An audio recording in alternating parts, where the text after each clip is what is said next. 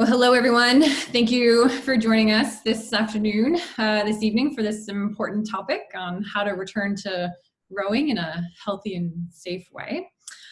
I'm going to take a moment to introduce who's on this webinar from Rowing Canada before we get into the thick of it. So we have our board of directors, including Carol Purser, our president.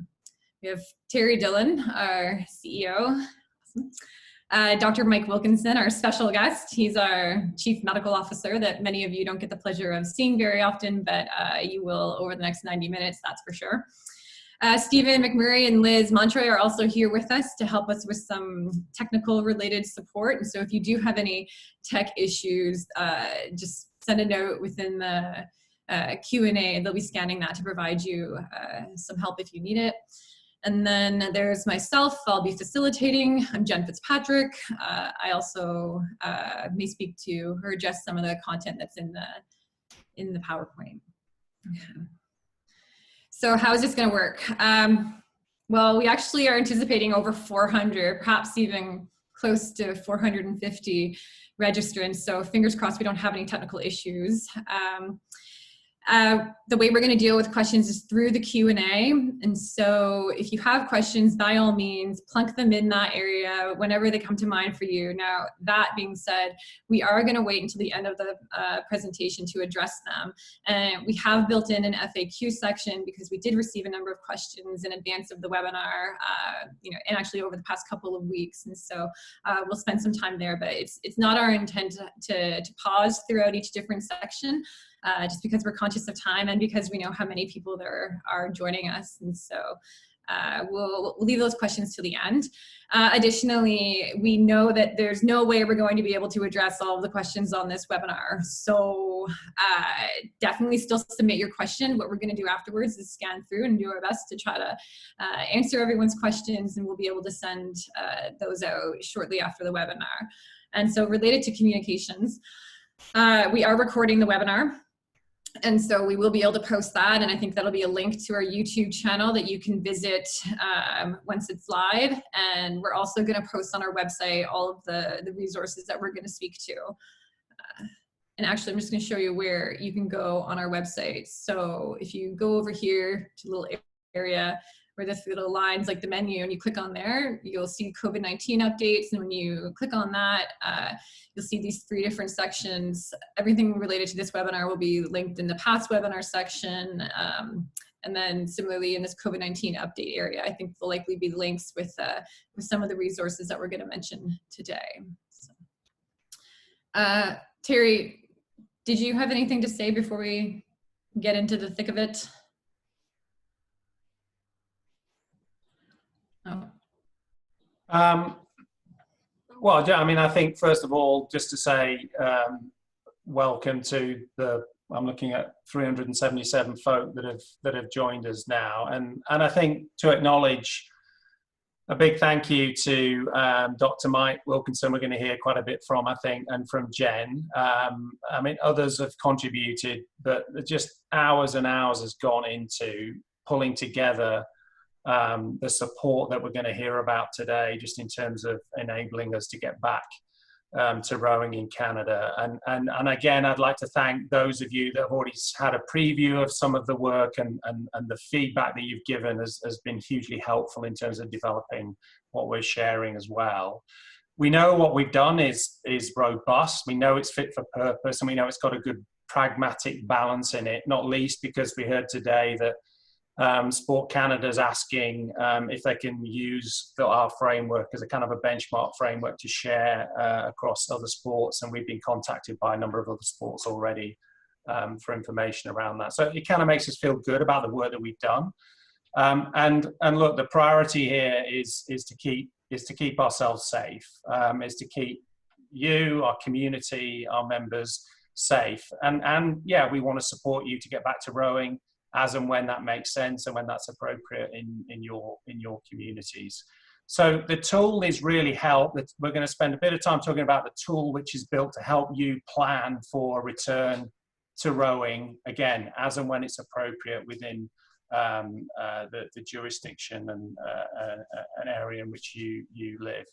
And I just want to say one thing, and this may come up in questions that we get asked, because its application, while consistent, may well look a little different in different clubs, depending on their circumstance and their size. So its application is going to look a little different in a club where there's 3 or 4 people going out sculling, as opposed to those clubs who are really trying to mobilize and get back organized programs back into play. And I think the bottom line here is, if you're not sure how to apply the tool, please ask. A bunch of questions are going to get answered today, I'm sure, but if there are other questions, we're here to help. I mean, one advantage I think that we have as a sport is that kind of risk assessment is kind of in our DNA. I mean, it's something that we have to do every day when we make decisions to go out on the water. So we know how to do this, and our members trust us in that respect, and your participants and your members trust you.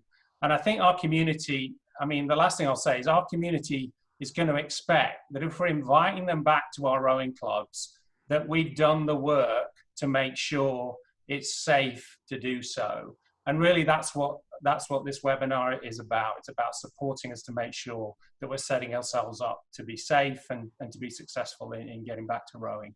I'm not going to say any more because we've got loads of other stuff to get done, but thanks, Jen, and I'm going to hand back to you. Thank you. Okay, thanks, Terry. And I do think it's actually important to note that I really emphasize that we haven't been in this alone, and not just related to the development of the tool that we'll spend a lot of time on today, but just in general, I think for the past 2 months, actually, we have had the benefit of being able to rely on our provincial rowing associations for feedback and insight.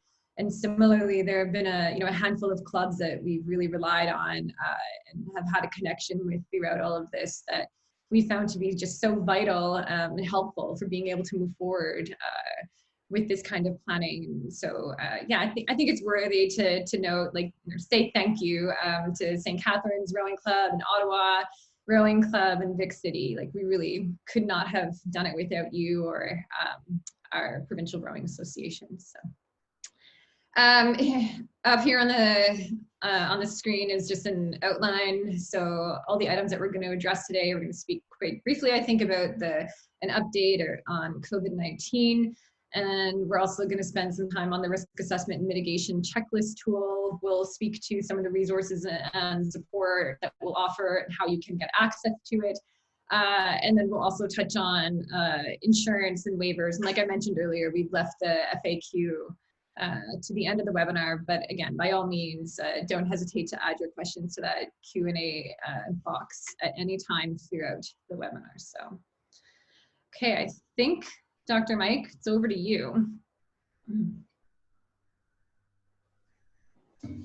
Hi, thanks, Jen. Thanks, Terry. I always feel like, as a physician, I'm the one person you don't want to have to be listening to for too long, sort of like lawyers, right? The person you want in the background that you're not looking at and talking to. But to be honest, with the COVID pandemic, we've got to the stage in Canada, and I want to emphasize that within Canada, it's obvious that we have different stages of the pandemic and different levels of community transmission throughout the country.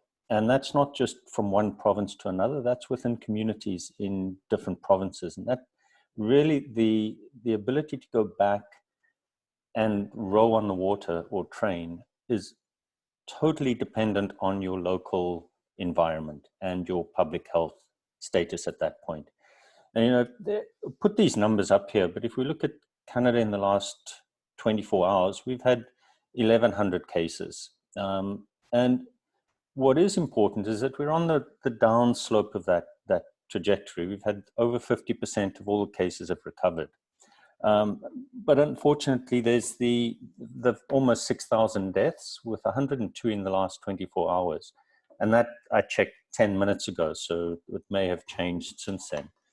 But I think that one of the things with the checklist is to understand the risk behind it. And if you look at individuals over 60, they account for 96% of all deaths in Canada. And so when you start questioning about should someone who's 65 or 70 be coming out to train? These are the reasons that these parameters are put in there. And if we look at the actual history of the checklist, sorry, Jen, next slide. So the checklist has been developed through adaptation of a tool that was done through the WHO, the Canadian Sports Med Advisory Committee, and OTP. And it has gone from their sort of mass gathering and sports addendum to something that's more useful for us as a community of rowing clubs. And the problem was that these things were being developed on a global scale, whereas down on the waterfront, it's difficult to implement a lot of what they were putting in. And so we've taken the sport risk assessment tool that you would have seen from On the Podium and COC and CPC, and actually made it more specific for rowing. And as Terry was saying, it's now actually been put out there for a number of other clubs, and it's been sort of, the rowing part has been taken out. And there's three parts to this. And the first one is you do an initial risk assessment, and this is the standard that's been done across the world, and look at what is your risk level. Then you go back and see what you're able to modify. And only then do you actually get to the stage of going through your checklist and looking at what the gaps are. And the whole idea is that you identify parts in your planning that are missing, that you need to enhance or may not even have thought of. And we've had a number of clubs check this. We've had a number of organizations go through this and other federations, and it is validated through WHO. Have the next slide, Jen. Yeah, sure. And I think it's also important to know, because we are getting questions and we received a number of them, it's you don't need to actually submit this tool to Rowing Canada. You keep a copy of it for your records. And then similarly, we'll touch on this more when we get into the support, but there's a request for exemption form that if there are areas that you need help with, we do ask that you complete that to notify us. And just to Jen's point there, so if you end up in the moderate risk group after your modifying assessment, then we're asking that you contact RCA as to discuss as to whether it is actually safe and advisable to proceed with your plan. I mean, this is all about the safety of our athletes, of your club members, and the community. This is not me sitting here saying, don't do this. It's really, how can we do this as safely as possible? To be honest, if you're sitting at a level 5 or a 6, your chances through mitigations of getting down to an acceptable low risk is slim. And we've done this through a number of sports. We've done this through some Paralympic sports, and it really is very tough to get down there. And it takes a lot of effort if you are sitting in the high, moderate, high, and very high risk categories. Next slide, Jen. So the checklist, if you've had a look at it, is pretty extensive. There are 9 different areas. And it really, if you want to group them into specific areas, it's about education and awareness, specific things that athletes and coaches need to do. There's facilities and equipment. And then the other group is all about public health and how are you going to react in the unfortunate event that a positive case turns up, all right? And how do you protect the rest of your clubs? We've categorized them as mandatory, recommended, and enhanced. And part of that is every one of the mandatory pieces is extremely important in order to maintain the safety of you and your athletes. Under the enhanced one, it's really understanding the differences in clubs. So whether it's, as Terry was saying, a small club with 5 or 6 people going out sculling versus a large multi-club center with universities and high-performance centers, where there may actually be some medical facilities and treatment rooms and things like that that need enhanced expectations for those facilities. Underlying all of this is that we really have to adhere to the local and the provincial guidelines and rules that are in place. And, you know, one of the areas that'll be there and that comes up all the time is group size. For instance, if you're in New Brunswick at the moment, you're allowed 10 people in a group. Whereas if you're in BC, it's a little bit less specific, and it's 2 to 6, right? Whereas in Quebec, who are still under significant lockdown, their official group size is still at 250, right? So there are nuances there that you have to look at locally. Thanks, Jen. Next one. So just a little bit of how to do it. It's pretty straightforward. In the risk assessment and the mitigation, you'll see that things are labeled as click 0, 1, or 2. 2 being it's completed, everything's in place, and you're ready to go. 1 is, yes, we can do this, and we're busy implementing, it's not complete. And 0 is, there's either no way we can do it, we hadn't thought of it, or it's beyond our scope. And at the end of it, you get a mitigation score, and that's really for your information and to help you understand where you sit on that risk scale. Next, Jen. You'll see we talk about a team, and the reason for this is that there is no one person in the organization that understands this entire COVID pandemic. And it takes a group of people, and in smaller clubs, it may only be 2 people, that somebody who's managing the facility. If you're in a facility that essentially you're one of 5 or 6 clubs in there, you need to have a group designing and figuring out how you integrate and how one club works with another. We have a medical lead list in there, and that does not necessarily have to be a physician or an epidemiologist or public health officer, but somebody that understands the medical complications and somebody that's able to actually communicate with a medical resource if needed when you have questions. If you look at the others, it really is saying who is responsible for each area, and make sure that they actually understand that that is their task and that is their lead. And this may change as the pandemic changes, right? You need to follow up regularly, and initially it may be on a daily basis or twice daily that you're checking in how things going. Did this work? What do we change? Next, Jen. So we start off on education, and really this is, most people are on every form of social media, and they've been watching the news and looking online. So people are pretty aware of what's going on. The problem is what's fake news, if you're watching what's going on down south, or what's actually truly happening in our community.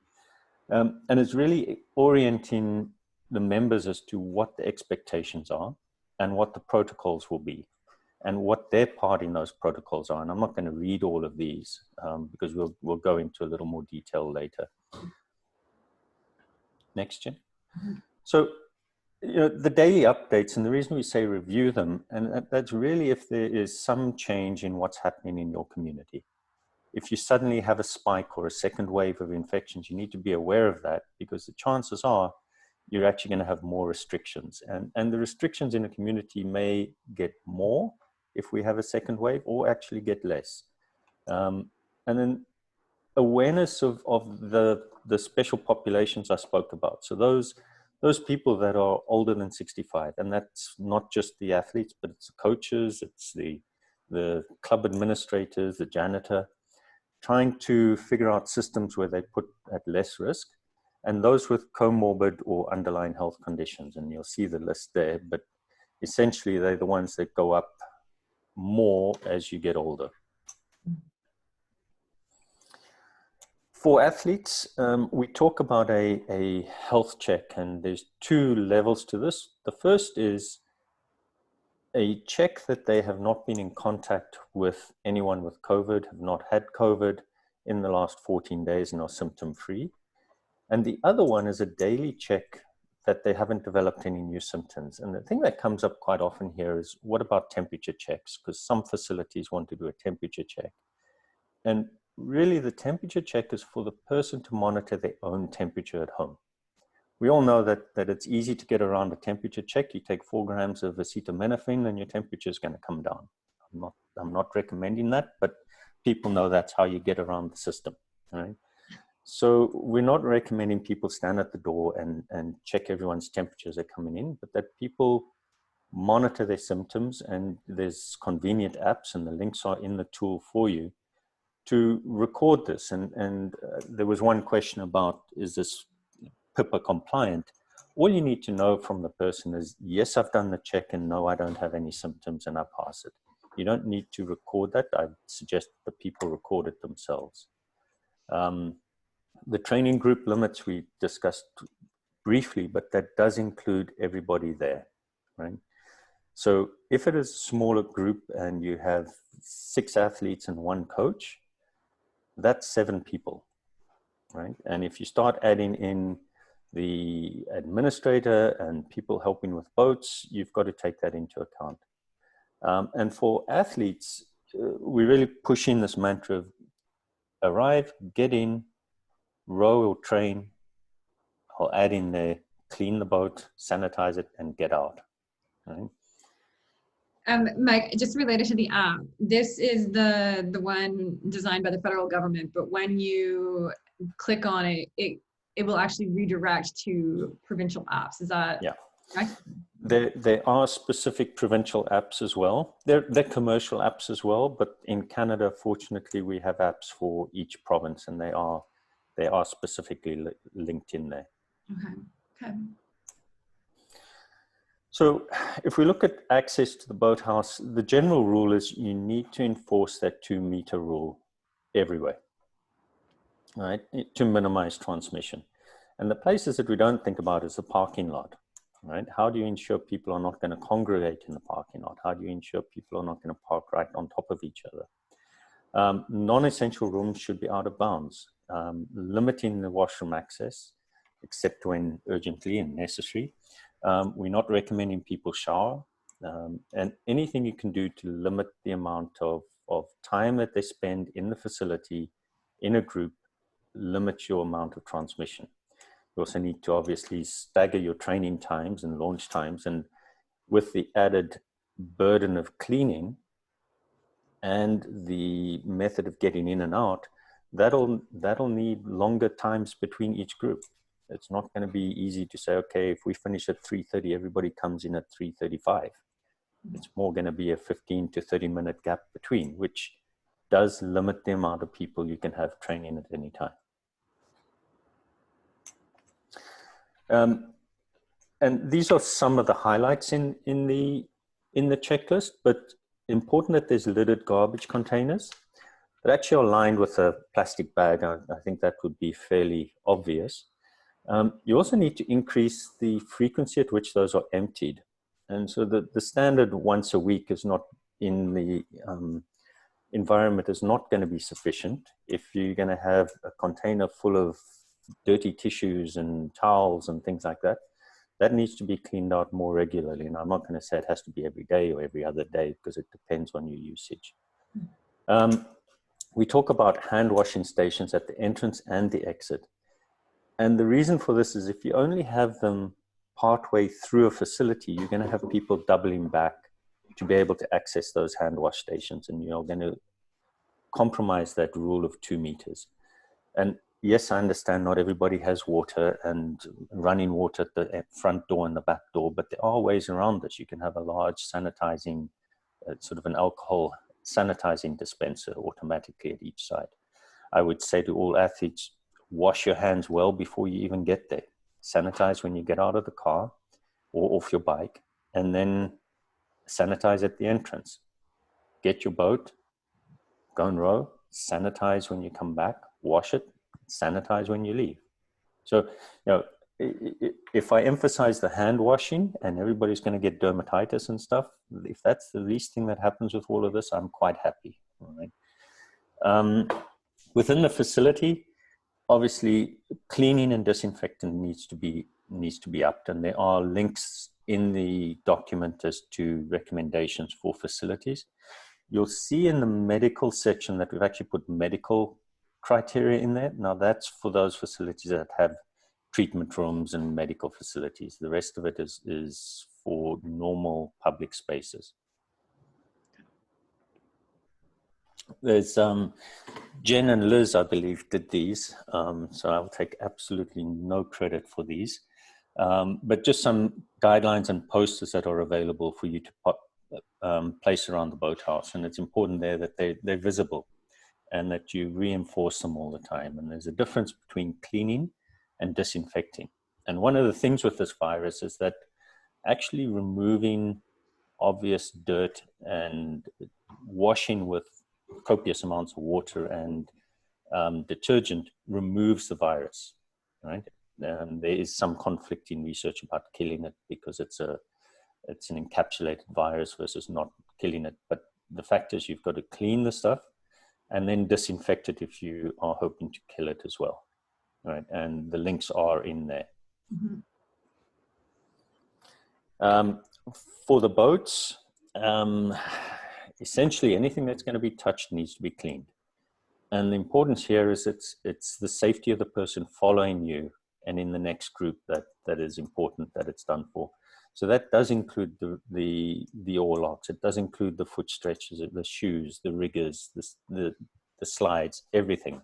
So it's wash it with detergent, brush it, the handles of the oars, rinse it, and then I would spray the high risk areas as well. So the shoes where you do them up, the seat, the deck, the oar locks. Within the boathouse, I think this is pretty self-explanatory with all the hard surfaces, the high use areas, and then the washrooms. And the washrooms, we put between training groups, which is the ideal. If the washroom's not used at all, and you can guarantee it's not being used, then beginning of the day, end of the day. And Mike, I think it's important to emphasize because we're getting a lot of the same question related to what do we need to actually wash the equipment with. And so we've listed here that detergent and water suffices. Yeah, and the other question that comes up is the docks, right? Mm-hmm. And so, when you get to docks, the recommendation is use an EPA type of detergent, but it's actually even less than that. It's going down to things like using hydrogen peroxide rather than and I'm going to hit a blank, and I knew I would, bleach. Okay. So these are principles and guidelines, and it really is a case of trying to get rid of the virus. And on the dock, that's a high touch area, right? Everybody comes to the dock. And so one of the things that we talk about is, do you actually keep gloves on to protect yourself till you get off the dock, take them off when you go, and then hygienically put them back on when you come back. And that may protect you, but if there's any virus, it's still going to be on your gloves and go onto the dock. So it still means you have to clean the dock and rinse it really well. And if you want to get into a debate on whether the virus survives in water and fresh and salt water, we can take that offline. So another big debate is the social distancing. We know that the distance between the sides is approximately 1.2 meters in a rowing shell. And yeah, we can argue about 5 or 10 centimeters occasionally.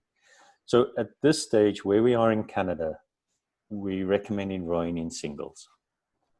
And that does preclude certain groups from rowing, right? And obviously not the least obvious is sweep boats, but also novices, right? So in some circumstances, if all the crew members are from the same household, you can look at doing doubles and pairs. And there may be other very specific circumstances where you would look at people from a non in the same household. But I think those ones need to be discussed specifically with Rowing Canada, because right now we can only recommend in Canada for singles and same household, pairs or doubles. And the question does come up, what if I want to row 4 people in a quad, 1 in the stroke seat, 1 in the bow seat? My answer to you is, if that is that important to you to go rowing, be my guest. Because if you want to go out and do a long bungee row for the next 2 hours, good luck. The issue comes in, and I'm just going to raise this now, is that people returning to rowing need to be very careful about what rate they go back and do it at, because everybody's been off water. Some people have been on the ergs. Some people have been doing cross training. And to get back in a boat and think you can get back to where you were before COVID hit us would be very, well, risky. So we need to look at how long are you going to take to get back to where you would expect to be at this time in a season rowing in a crew boat. We're also saying equipment should be assigned to specific individuals for each training group. And the reason for that is to try and limit the chance of crossover infection through equipment. So what we call coincidental transmission. So if you can limit it and you know that there's only 4 people through a day that are going to be using a specific boat, then if one person is infected, you may need to contact the other 3 as a semi-contact. And then really important is the sign-in, sign-out registry of equipment and training times. And this is key in order to be able to trace people if an infection has to occur. And public health will come down and they will want to know exactly who was in the facility at what time, using what equipment, before or after who else. And just on the topic of buckets, because it has come up a few times now, somewhere in the checklist, we indicate that everyone should have their own individual bucket. And that doesn't mean that clubs need to go out and buy 100+ buckets to clean their equipment. It's what we mean is when people are cleaning their equipment, you shouldn't have, you know, all 6 or 5 of the group dunking their hands in the same bucket. So. And thanks, Jen. The other thing I would say for that is that the cleaning equipment needs to be cleaned thoroughly and rinsed after every group. Next. So the medical response plan, and that this really it varies as to the resources you may have. How do you know if somebody's positive? Well, if you don't have a physician and public health there, it's more a case of if somebody has symptoms, what are you going to do? So first off, if people have symptoms and present to the club, they should not be allowed in the club at all. In fact, if you've done your education right, they should not even be leaving home and should rather be contacting their family physician or public health to get tested. And then you need a protocol and a process that if they do end up being testing positive, it's tracing all their contacts and tracing as to how you're going to notify those contacts and how public health is going to deal with this. And this is where it actually gets taken out of your hands and being put into public health hands. And I think that it's important to remember that if you have a positive case in your club, there's an extremely high chance that you're going to be shut down by public health until they have finished their investigation. And that's not just for public health having something to do, that's for the safety of everybody in the club. And I want to emphasize that this entire checklist is to try and ensure the safety of our members and the rowers, right? And to minimize their risk. There's no such thing as zero risk in this. And I'll put that out right in the beginning, that we are just trying to mitigate and minimize the risk so that you can get out and row. Next, Jim. So for athletes, and I'll just quickly summarize that really this is that people need to have a way of checking that they have reviewed all the communications and the guidelines. And I've seen a couple of the clubs have actually put together booklets, which is fantastic. Athletes do their assessment. Do as little at the club as possible. So fill your water bottle at home. Arrive ready to just go and row. There's the online sign-in sheet, and there's different ways of doing it, whether you're using Google Sheets or one of the apps. And then I think that the bottom point of if there are any symptoms, and even if it's just a stuffy nose, a scratchy throat, don't go to the club. You know, we say this recurrently in sports, but at this time in the pandemic, this is essential. I'm not going to read through all this, but I'll just highlight a couple. So we're recommending that you keep your water bottle and gels in a Ziploc bag, and that's just so that it's not contaminated with water flowing in and out of the boat. I'm also going to say that keep an extra Ziploc bag with you if you do end up blowing your nose and wiping your face with tissues, and put them in there and then dispose of them in closed bins. No spitting, it's pretty obvious, I'd say, but if whatever you spit into a boat is going to have a chance of infecting somebody else. And then really stick to the equipment designated to you, and the adjusting of the boats and oars is either with personal tools, or in some clubs it's purely done by the coach when the training group has left and after the boat has been cleaned.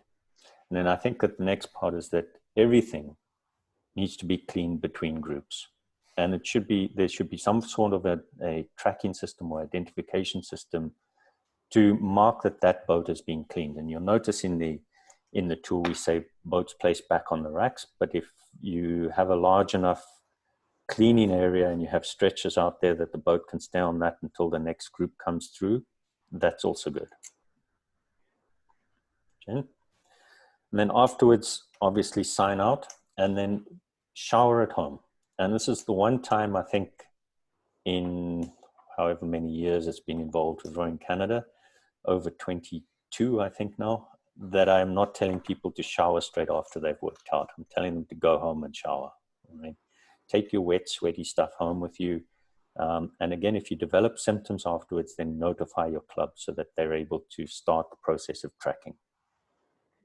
And we know this is a lot of content, and what we're working on is the development of a poster that's going to frame the, before you're at the boathouse, when you're at the boathouse, and once you've left the boathouse, something that you'll be able to post within your boathouse. And so you should expect to see that soon. And then additionally, these slides are also going to be available to everybody after the webinar. I think, why don't I start this one, and then Mike and Terry. Yeah, I think you've heard enough from me. No, not true.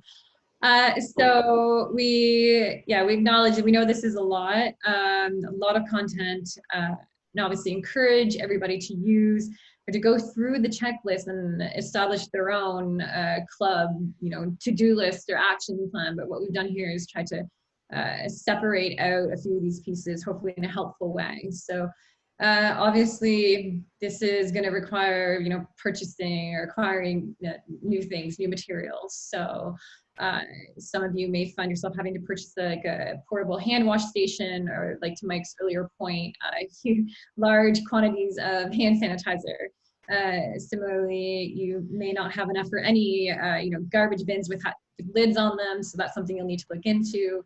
Cleaning supplies, so soap, paper towel, hand sanitizer again, surface disinfectant, buckets, not hundreds of buckets, but enough buckets to get you through. Personal protective equipment, things like masks and gloves. And then you're also going to have to post signs and posters, some of which we'll be able to provide that content to you. Similarly, we've provided links within the checklist tool pointing you in the direction of some. So for instance, how to wash your hands. I think we've given a link that's been developed from the federal government or their public health authority. As far as recording procedures, you are going to want to record things that you haven't in the past.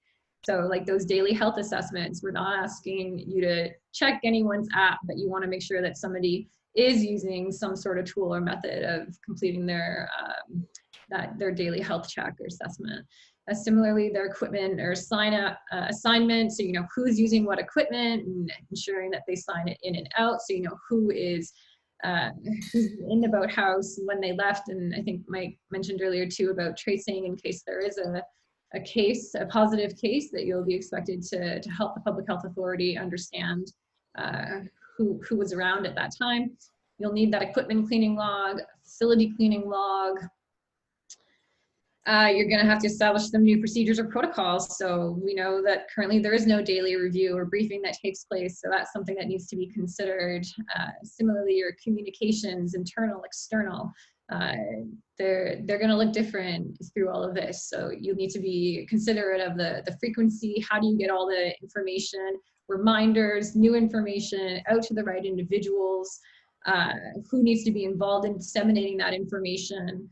if you currently only use something like Facebook or Twitter or Instagram, as a tool to inform your members, you really need to consider using something that everybody has access to. It's really imperative that all of your participants, all your members know what's going on and what's expected of them. Not only are the club administrators taking on a lot of responsibility, more than what they typically do, but the individual, the end user, the rower themselves are also having to take on even more responsibility throughout all of this.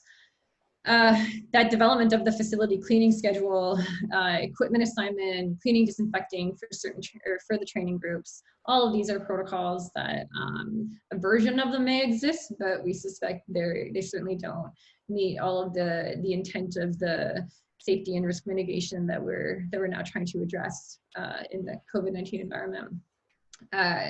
Also, to have a good understanding of an agreement of what kind of sanctions can be applied if you do find that there's no compliance. So that's something that the senior leadership within the clubs needs to start talking about and establish what that looks like. Some other considerations that may not have been clear or provided within the checklist is, we're encouraging everyone to start small. Don't, if you put a plan in place, like, don't bust out the gates without, say, like, testing it or just trying a few things out to make sure that they actually work in practice. So we try to go online to record as much as possible. So Mike mentioned earlier, like, things like Google Sheets and Rogister. And we're trying our best to remind everyone about the need to be considerate of the provincial and local guidance and restrictions. This tool is really meant to complement, it's not supposed to be the only tool that you use when it comes to making decisions. And obviously it doesn't address all of the provincial or local guidance and restrictions that are in place. And that truly is, like, the club responsibility to ensure that it is taken into consideration. Mike or Terry, is there anything else you wanted to add here? I think so. Oh, I think we also talked about the that ops team, and I think we listed 4 different roles. We know that many of our clubs, that they don't have many leaders. Everyone's volunteer, and what might happen is that one individual is the operations or the facility operations person, but additionally they're the communications person or responsible for the communications flow, and that's okay, but also just be conscious of, like, capacity. What happens if you try to have one person do too many different roles and something happens to them? Maybe a family, friend, a loved one becomes sick, or something takes them away from being able to continue with the club. It really is to your benefit to try to spread it over as many individuals as possible. Okay. So Jen, I'm just going to jump in here quickly on that start small bit. And I think, part of that is you're going to have to develop your protocols and check them and adapt them as you go. And I'd really suggest that this means that you're using your more experienced rowers to start with. Not least of all because they'll be in singles and sculls. So you're not going to put novices out there. And this does impact some of your novice training programs. But it also addresses something about rescue. And so one of the things, if you've got coaches out there and you have to do an on-water rescue, that immediately sort of negates the 2-meter rule because there's contact involved. And so you need to look at how do you mitigate that, and it could be things like coaches wearing gloves. If there is somebody going into the water and they've got time, they can put on a mask. But it's important that you can also mitigate that by having more experienced rowers out there and not going out in adverse conditions, and ensuring that your groups are fairly well contained so you can see them. And I did see another question in there about the groups and being spread out. And the idea of groups is it's people in a contained area. So if you have a group of, let's say, 4 scullers and a coach that are down 2 Ks down at the end of the course, can you have another group out on the water at the same time? Well, yes, there's enough space out there, but you need to ensure that your flow pattern is such that you're not going to impinge on that 2-meter rule, and that you're not going to create a bottleneck when people are coming off the dock to clean the boats and then leave. And so you need to be cognizant of those bottlenecks and the backup that will occur. And then I'll keep quiet again. Okay. Oh, I see why. It's because we're going to talk about insurance. Exactly. Yes. Lawyers and doctors, right?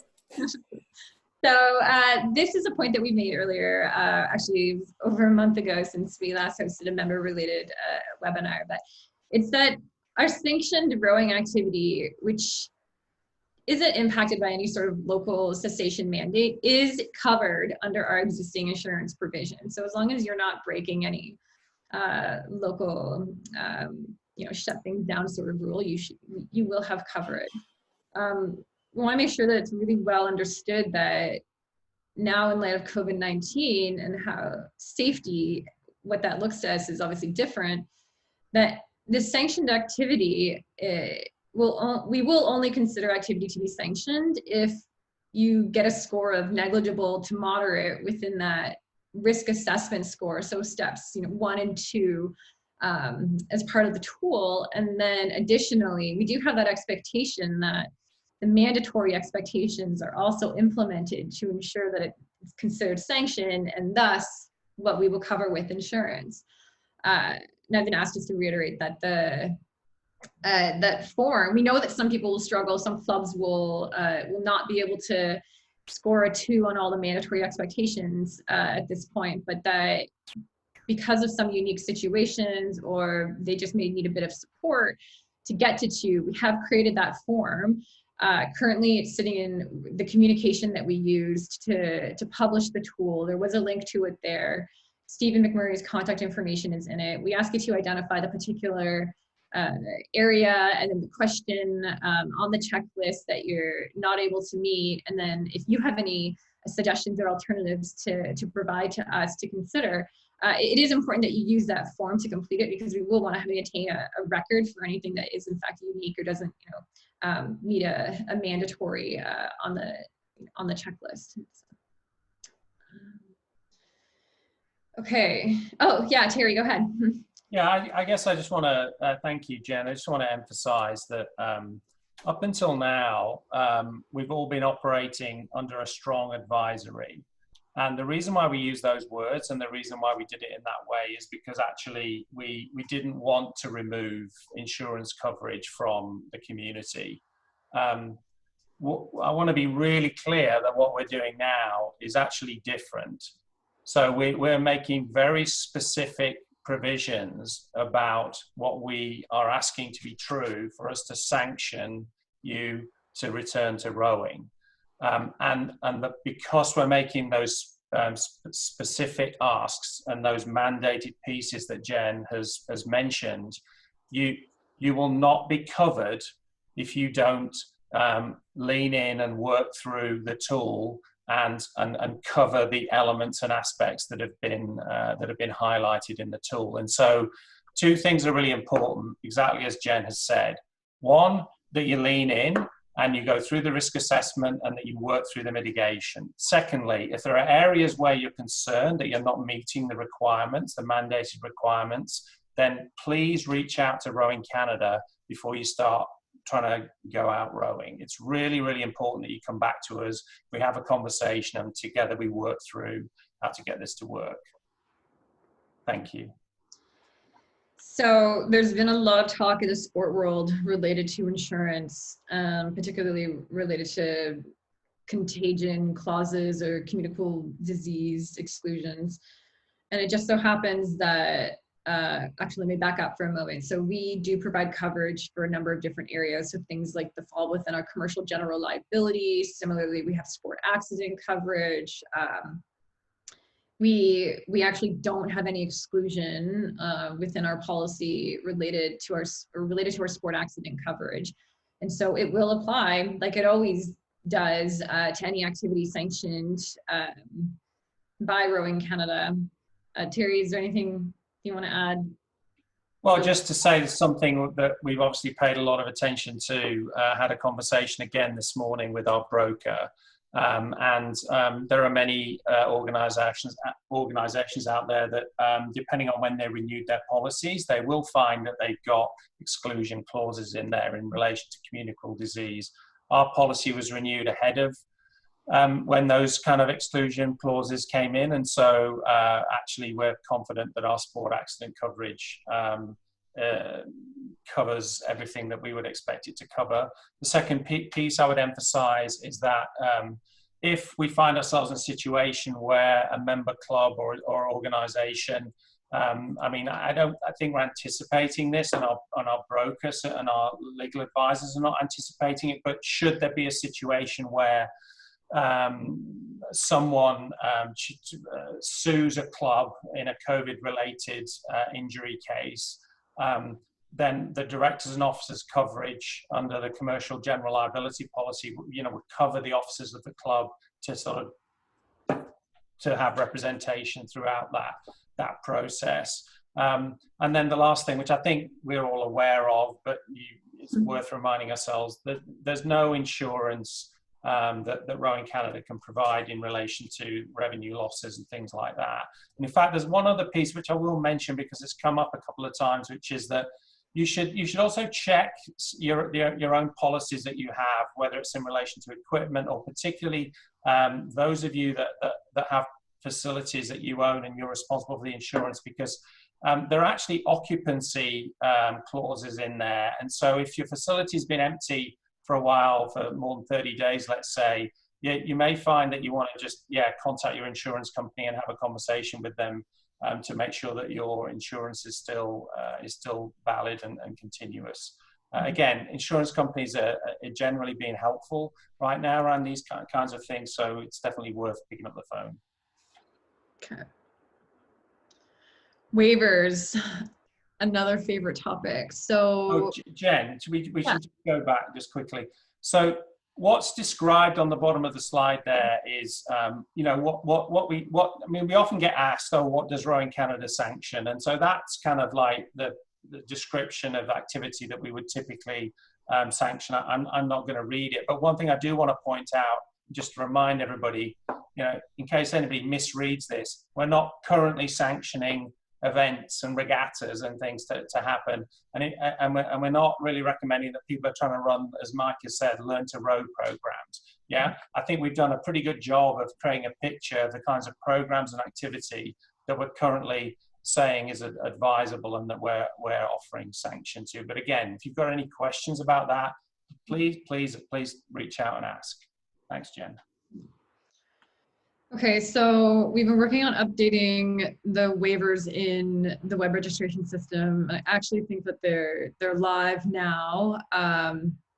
We may need a bit more testing to take place, but ultimately, they've been updated to include things like contagion, and similarly, the online programming that we would have spoke about over a month ago. And so they just look slightly different from what we're used to. We will require that everyone who's actively rowing sign them. There are some people who are currently in programs and are considered active within our system, that there is no automatic trigger for them to sign this new waiver. And so anyone who's going to register, I've used approximately May 21st, it could be even earlier than that, but anyone who registers once everything is live, they'll sign the new waiver. There will be some individuals that are in limbo. They're already active. So like I said, there's no trigger to have them sign the online version. So we're going to help with that. We're going to connect with all the club administrators of those programs and provide them an electronic PDF of a waiver and have them sign it kind of manually, but electronically.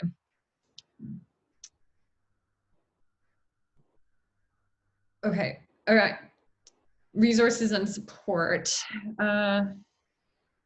Obviously the checklist, that tool, the risk assessment and mitigation checklist, we consider that to be a resource that should be helpful to all the clubs. And we believe that in some cases, clubs will be required to show some sort of proof that a risk assessment was taken place. And so we hope that this will actually serve that particular need. I want to reiterate that we're not asking for you to send it in to Rowing Canada to approve your tool. or any of your plans. You can connect with us if you have questions or need support on how to navigate some of it, but ultimately you need to keep a record of it or a copy of it within your own records. Mike, did you want to speak about this risk assessment for sport with the national partners? So the risk assessment for sport was the one that was really for group training. And that is a closer derivative of the WHO one. And so a lot of the questions there are about emergency planning and pandemic planning, hospitals and things like that, which is really what spurred us to do one for clubs that was actually more relevant to you. But it's worth looking at the risk assessment for sport and some of the WHO guidelines that may be associated with it, just if you have other questions or interested, I suppose. But this checklist from Rowing Canada covers everything that's in that tool except for emergency and security planning and pandemic sort of major planning type things. Okay. We mentioned earlier we're creating posters and also providing links to posters that we recommend actually get put up at boat houses. I think depending on the number of questions that we receive, or really the frequency of the same kind of question that we receive as we all navigate this, if we find ourselves in a position that we are hearing that there's a need for the development of new posters, and we'll certainly tackle that. Right now, our focus is on that disinfecting versus cleaning, and then how to actually apply both of those to rowing specific equipment and within the boathouse. And then similarly, we're creating that get in, row, get out poster. That as far as requests for support, we are anticipating a lot of requests, especially just based on the questions that we've received prior to the webinar and during the webinar.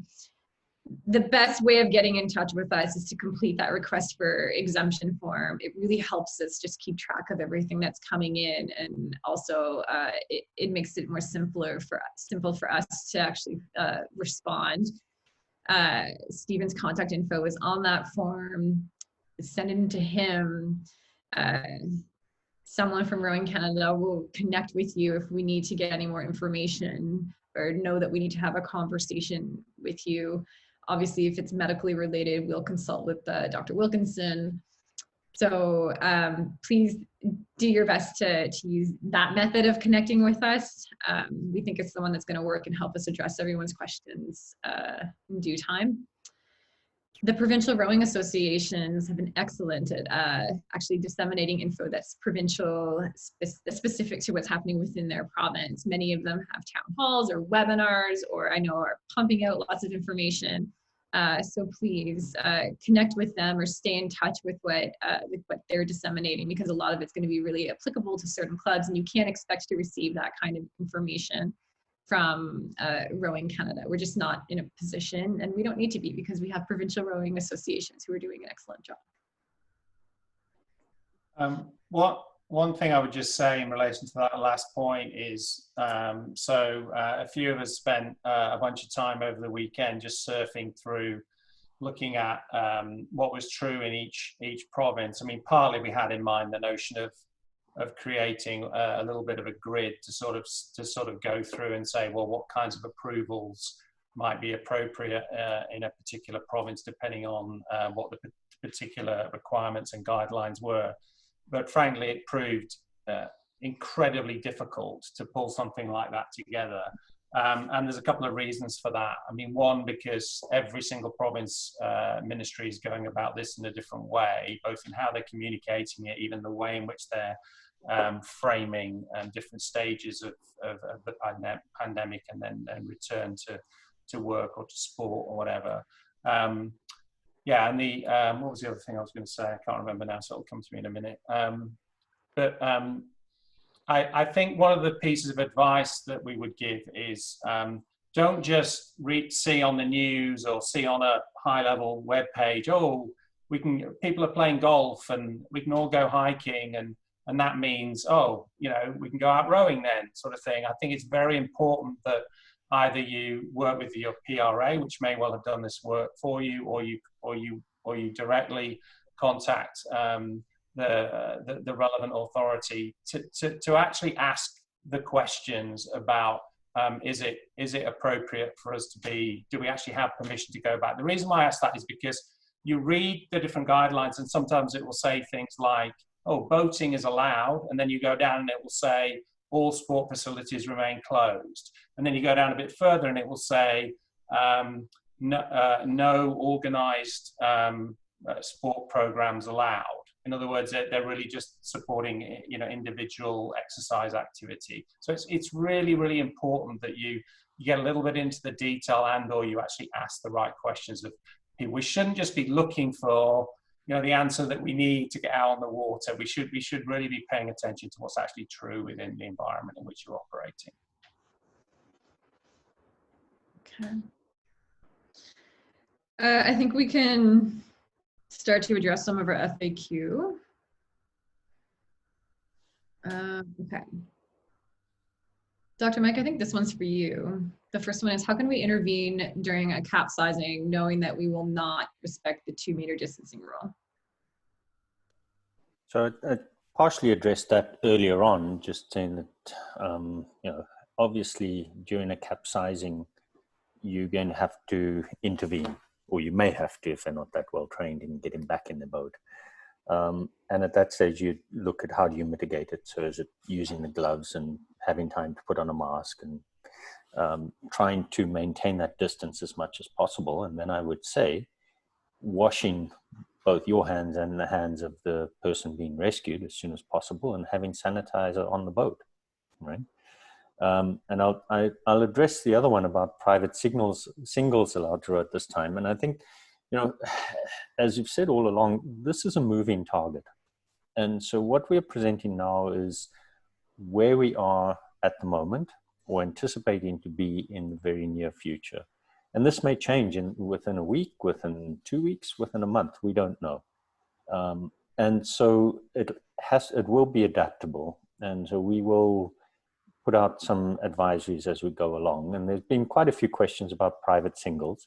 So if you have a private single in a club or facility, do you need to wash it? Absolutely, yes, you do. Right? And do you need to sanitize it? Absolutely, between each use, because other people may touch it. Right? And anything you can do to minimize the risk, so much the better. Okay?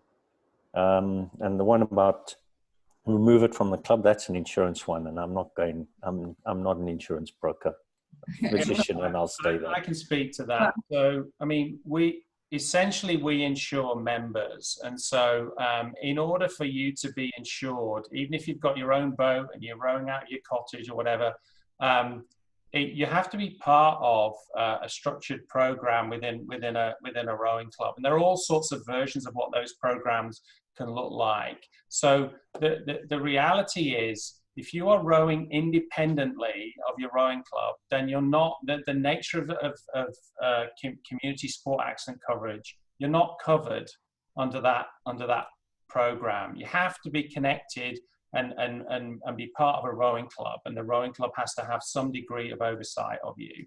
Now, again, that doesn't mean that you can't go out rowing somewhere else away from the club and you're not covered. But that's very different from a situation that I think we've been asked a lot about, where, oh, my club's closed and they're not rowing, but I've taken my boat and I'm going rowing over here. Is that okay? And my answer is, well, sure, if you want to go rowing, but you're not covered under the insurance policy of a member that has said it's not running programs anymore.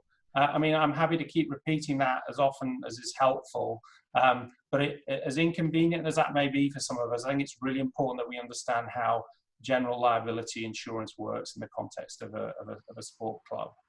It's because the expectations that we have related to our sanctioned activity, that it would be impossible to ensure those are in place at your cottage or if you're rowing from your home. When the club creates programs, there's an understanding that they are meeting, you know, a suite of our expectations to be considered sanctioned activity. And it's this, regardless if we're in a COVID-19 world or not, that this, you would never have insurance coverage in that kind of situation. So does our plan need to be approved by RCA? No, doesn't need to be approved by RCA.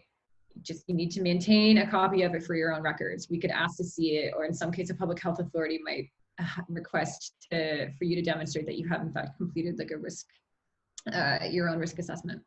Do our participants need to be registered in the RCA web registration system for our program to have insurance coverage? Absolutely.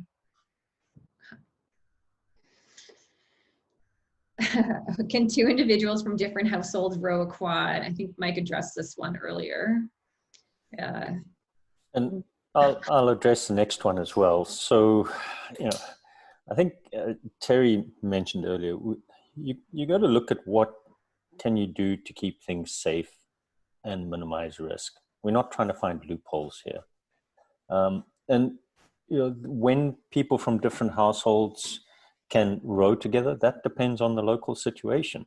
And that may be different for New Brunswick as opposed to Ottawa, as opposed to Victoria, as to when that happens, right? Right now, certainly in most of the provinces, that is not recommended, right? And I know that some people say, well, you know, they're talking about increasing your bubble to 2 different nodes. Well, you're going to be spending a fair amount of time within 2 meters of each other in an environment where you're breathing a little heavier than sitting having a glass of wine, right? I'm assuming if that's what you're going out to do. So look at all those risks, right? I'm not going to police everybody. I'm just trying to give you some advice as to how to do this.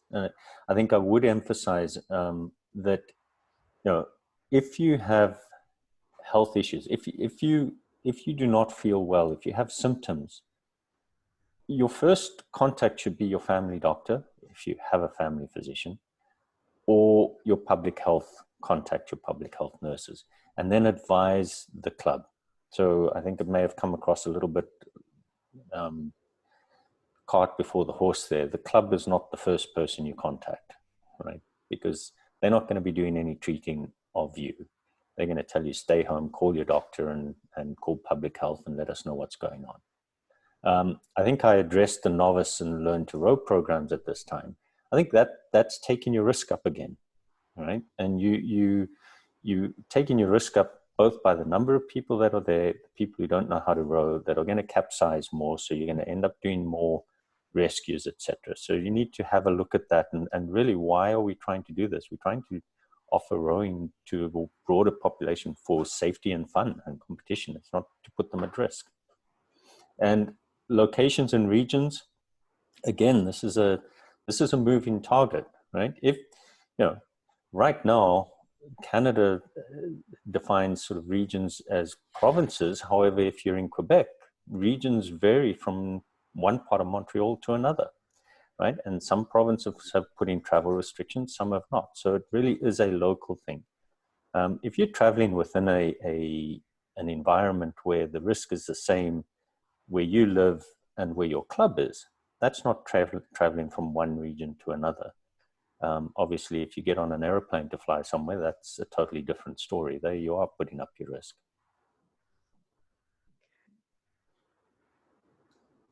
Do you want to, I know we kind of spoke about it. So the cleaning and disinfecting, there's volumes written on this.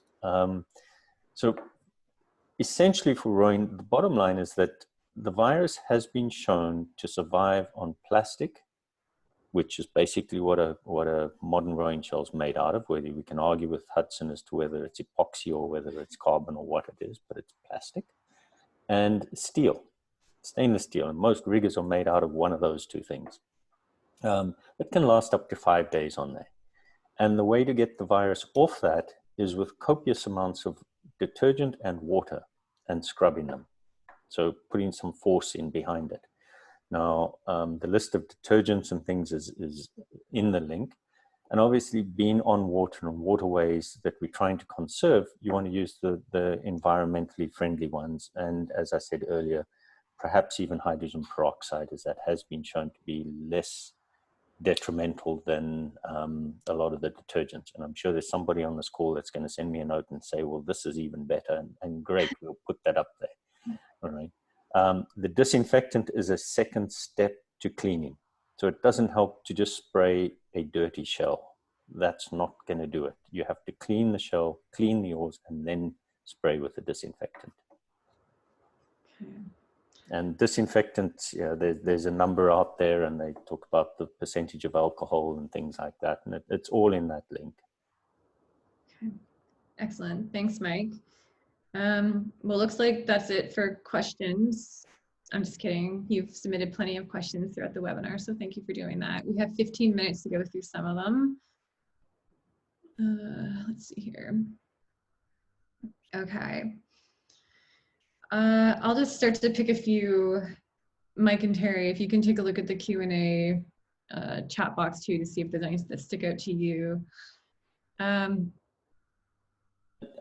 just seen one about erging, and I would say at this stage that if people are going to erg at home, right?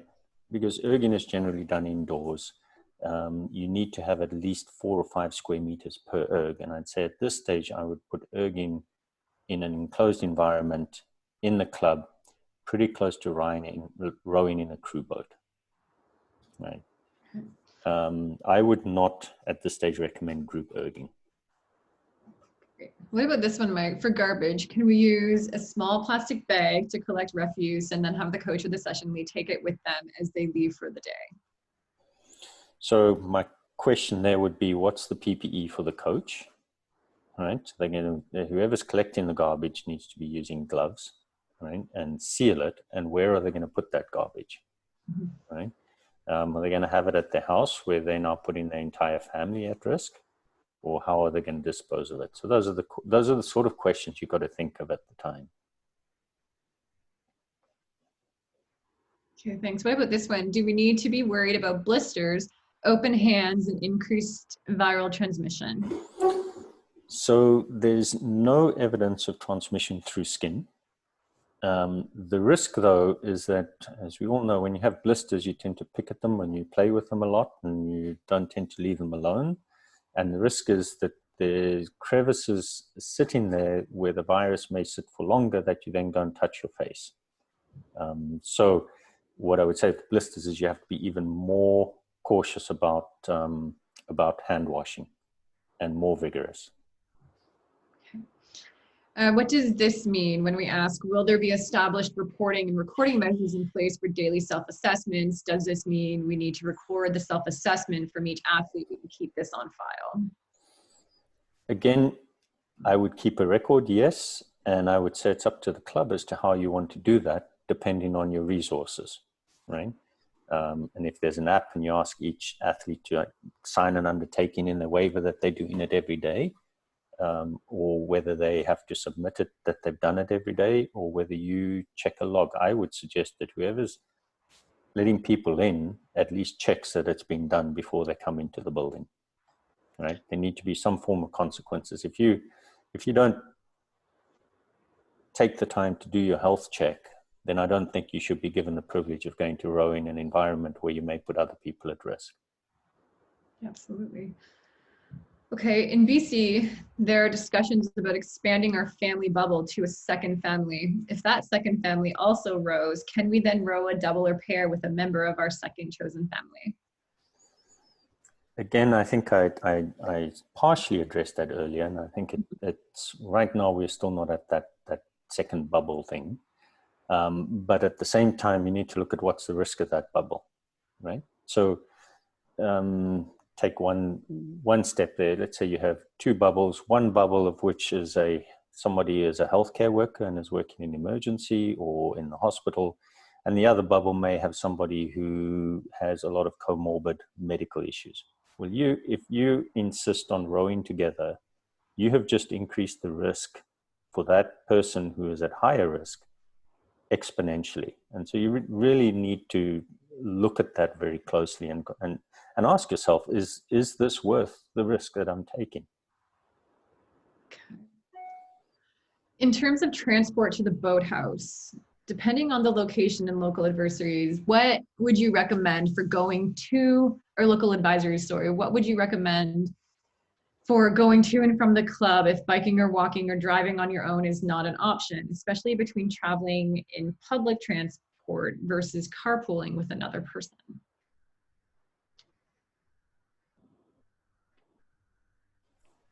Public transit have put in measures as well now for distancing. And although it's not zero risk, the risk is less now. I think with public transit, you're just going to have to be cautious of your 2-meter distancing as well. If you can bike and in a car, then that's fine. I mean, some of the provinces are allowing carpooling to work now, so long as you all wear a mask and only one person drives and you don't change seats type thing. So there's limits. And again, I'm a lot of this is sort of looking at the risks and common sense. I, for one, do not have all the answers in this. And if I did, I'd probably be sitting at WHO, who also don't have all the answers. So I'll stay here in Vancouver. But yeah, I'd just say look at each one of these as how do you minimize the risk to the people rowing, to the people that will be impacted. And it's not just those going to the club, but their family members at home. Okay? I mean, let's face it, rowing's a privilege and it's fun. It's not an absolute essential in life as much as all of us would say it is. But I think we do need to keep that in mind and keep the global picture in mind. Okay. Is hot water required when washing equipment? No. Easy question. Okay. I'm seeing a lot of questions about private boats, but we already addressed them.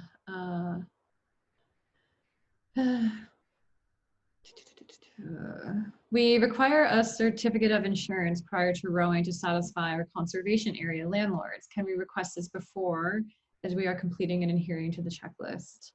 I mean, typically only takes us like 24 hours to turn that back around. So I think I can answer and say, no, we won't put in that request for a certificate of insurance until we know that you have completed the checklist. Who do we connect with if we have questions? Right now, please connect directly with Stephen, ideally through that form. And then one of us will be able to get back to you. Okay. Disinfecting agents are in short supply in stores for the public. Any ideas for clubs to access these needed items? No, I think, as you said, they are in short supply, and even at the national team and CSI, we know they're in short supply, which is why in the public health advisories, they do give you the other options of using for cleaning. And I saw there was a question or a comment in there about some of the specific hydrogen peroxide. I think it was hydrogen peroxide, Vioxx or vital oxide, that don't need to be scrubbed beforehand. The problem with not scrubbing beforehand is that you do not remove the virus from it, and also the underlying dirt that it has to penetrate. And we all know how boats end up looking if you leave enough sweat and water stains and stuff on them, not clean them. Okay. So I would still recommend washing them first and then disinfecting. This is a request. Please make any posters simple. Smaller clubs often use personal computers and printers to print these out at a personal expense. Thanks. Yeah, we definitely considered that. We're designing posters so that it can be printed out on that kind of typical 8.5 by 11 sheet, knowing that a lot of people can't go pick things up at a Staples right now or don't want to. A concern, I'm a coach. We encourage people to stay well hydrated. That implies keeping fluid intake. The recommendation to not use facilities will lead to full bladders and in extreme situations, possibly birth bladders, which can be fatal. Our club is not installing the normal porta potty. What do you suggest?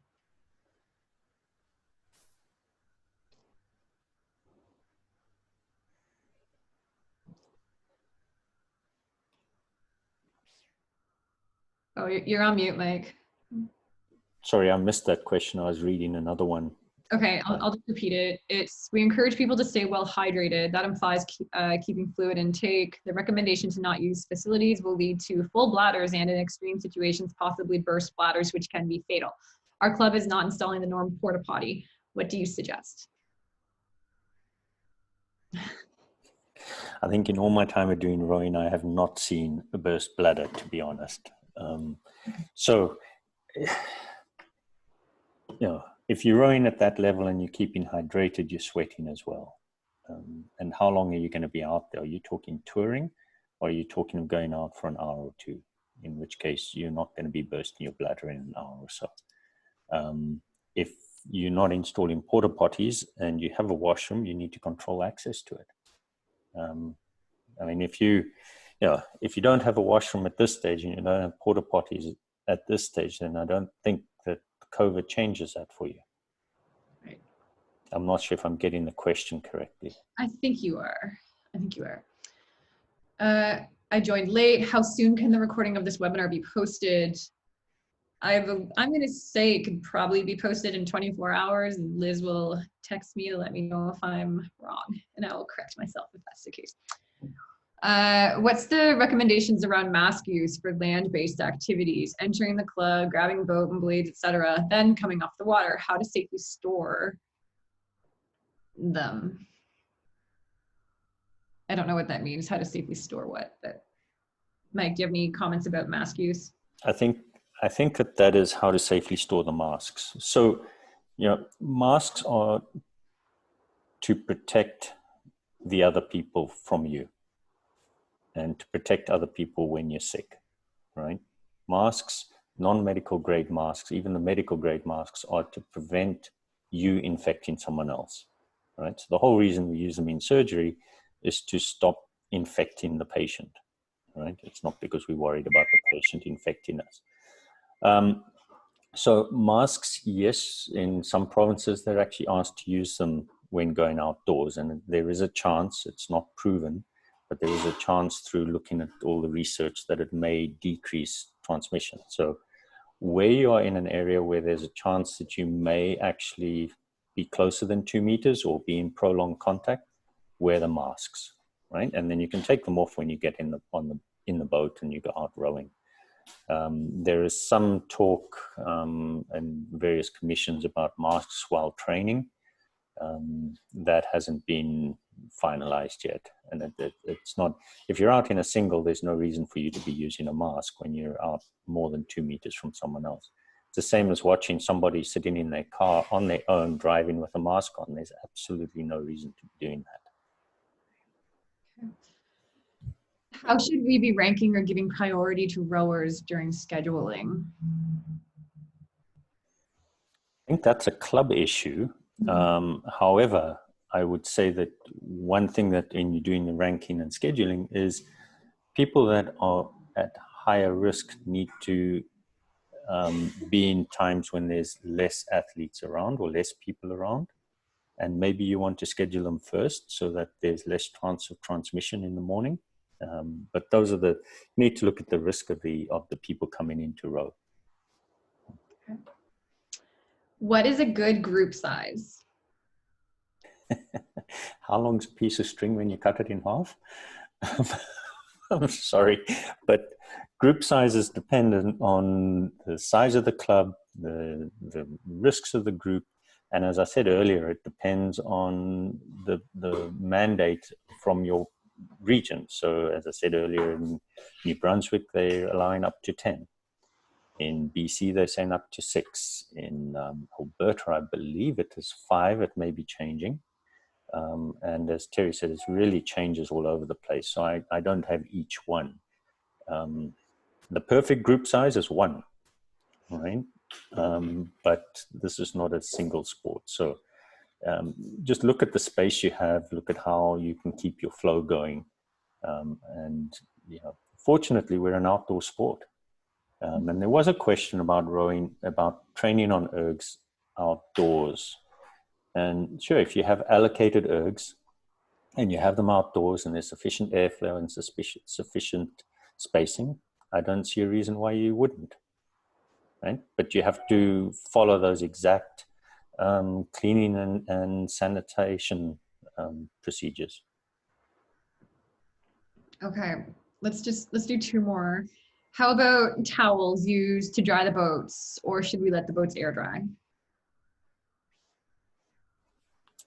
Part of the process of washing and cleaning is that you're actually removing the virus and rinsing the virus off. right? If you're going to use a towel, then you're then touching the entire boat once again. And that's fine, but you're going to have to wash towels each time. And they're going to have to be washed in the laundry before you bring them back. Just to clarify, can you repeat this? Are we expected to both clean and disinfect the equipment? Short answer, yes. And actually, there's a few more here. With only 5 singles at a club, is there a need to always keep the same people rowing together at the same time? This is referencing something that we have in our checklist about keeping groups of people the same. It is preferable to keep the groups the same because then you have less crossover touching the boats, right? And equipment, right? Okay, and this will be the last one because I think this can apply to everyone. It's New Brunswick specific, but if the RCA tool has been answered, the club policy developed, the Provincial Rowing Association has supported the policy, and the members as well as the parents have been informed, what more needs to be done to return to sport? Especially since we are in New Brunswick where the provincial government is allowing outdoor gatherings of 10 or fewer people.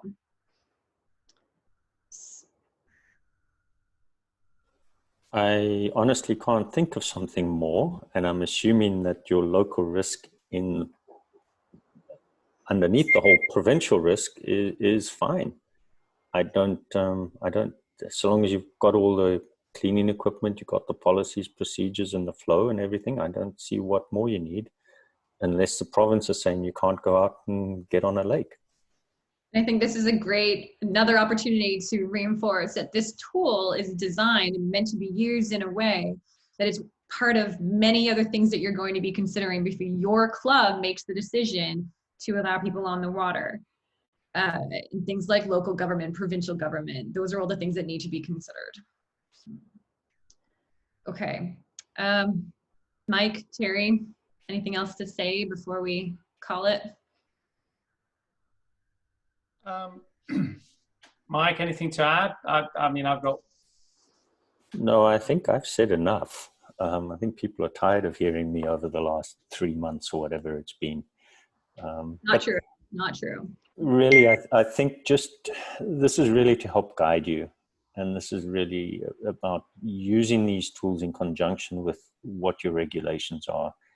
And it's to try and provide you with a checklist so you don't forget things. Right?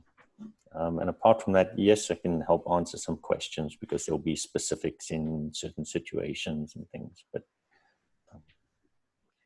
Terry? So a couple of things. I mean, I just want to say a huge thank you to Jen and to Mike, who put in hours and hours of work into this. And I know if they were in a slightly different context, we could all show our appreciation in a way. I don't quite know how to do it on Zoom. There's something about thumbs up or something, but on a webinar, I don't even think you can do that. But I, on everyone's behalf, would just like to thank Jen and Mike for the work that they put into this. And then, I mean, I guess I'd just like to re-emphasize a point that's been made that this isn't just about completing this so that we can get insurance. I mean, to me, that's a consideration, but really this is about keeping us safe.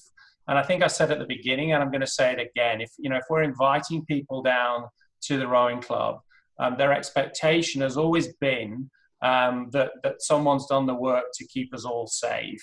And it's something that as a community we're extraordinarily good at. And to me, what this tool allows us to do is to maintain and sustain that. So if we're inviting people down, that people are coming down with the confidence that we've done the work to make sure that they're going to be looked after and they're going to be safe.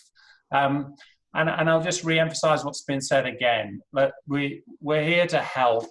We don't want the tool or any of the things that we've said today to be seen as a barrier, but we definitely want people to give some serious thought to what makes sense for them. And as Jen has said, this really ultimately will be each club's decision about whether it's right and appropriate for them to go out rowing. And as I say, we are here to help you make that decision. So please ask.